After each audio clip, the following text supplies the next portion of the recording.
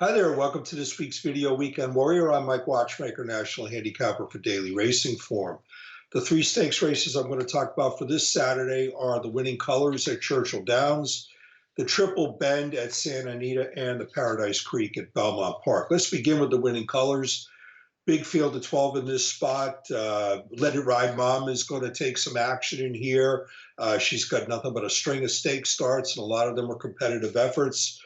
I'm a little bit against her in this spot because she's only won one race in 2018 and 2017, and also she tends to lag early, and there's really not a tremendous amount of early speed in this race, especially considering it's a 12-horse field and a 6-furlong sprint. The one I want here is Classy Act. Now, Classy Act, her last two races were not good. Of course, they were last year, but they were badly beaten sevens in the test and the Prioress. They just were not good performances. And she's now coming back off a near 9-month layoff for a new barn. She's moved into the Joe Sharp barn.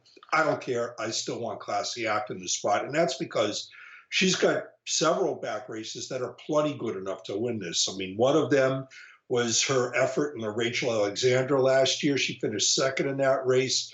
A Tomato Boy girl who, of course, went on to be champion 3-year-old filly last year. She finished ahead of Wonder Godot, who was the 2018 Canadian Horse of the Year. Another performance that's good enough to win it was her smashing allowance win at June at Churchill Downs over the same surface she runs on Saturday. But really the race that kind of jumps off the paper at me was her excellent, narrowly beaten second in the Victory Ride Stakes at Belmont in July. Classy Act just ran from start to finish in this race. She dueled early with Mia Mischief, and she dueled Mia Mischief all the way back to fifth. And of course, Mia Mischief recently won the Grade 1 Humana Distaff.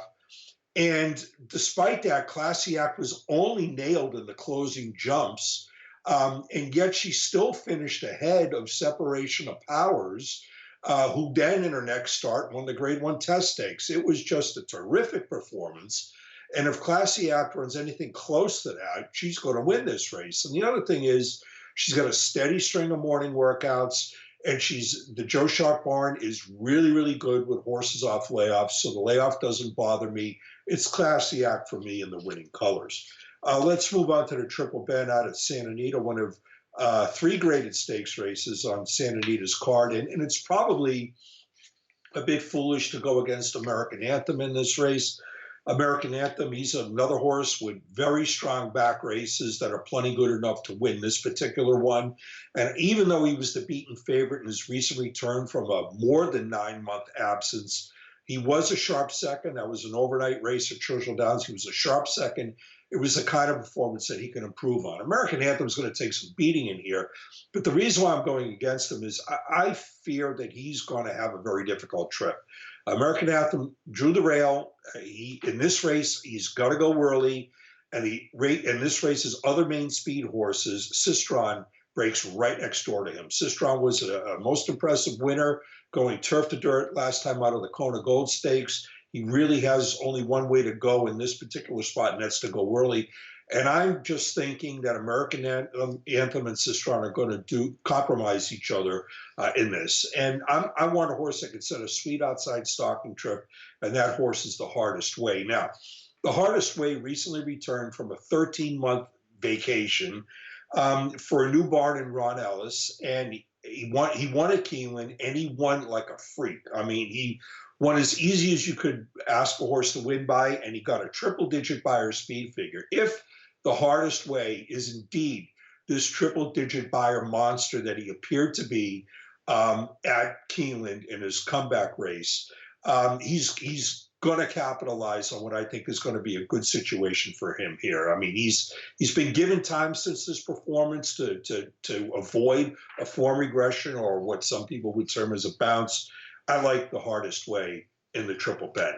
Let's wrap it up with a look at the Paradise Creek Stakes. And this is another race where you've got a favorite in here who looks pretty formidable, and that favorite is Fog of War. Fog of War it hasn't raced this September, but he comes from the Chad Brown barn, terrific layoff barn.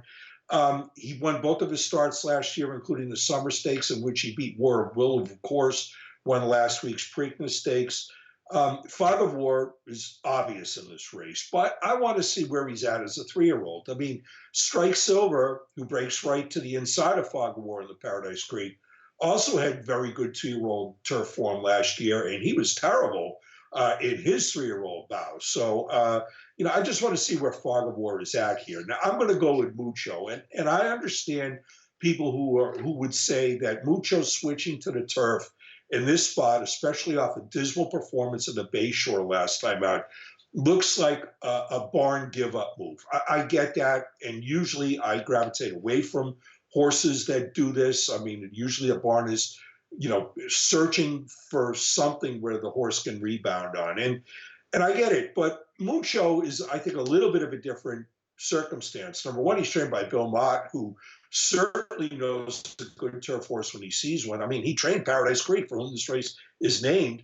And Mucho is out of a mare that's thrown 2 turf winners. So he's got a turf pedigree.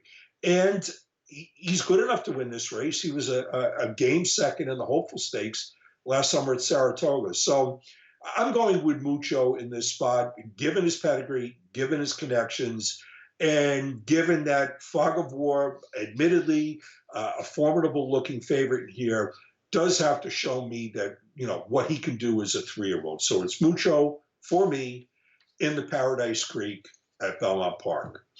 That's the way this week's Video Weekend Warrior looks. Good luck.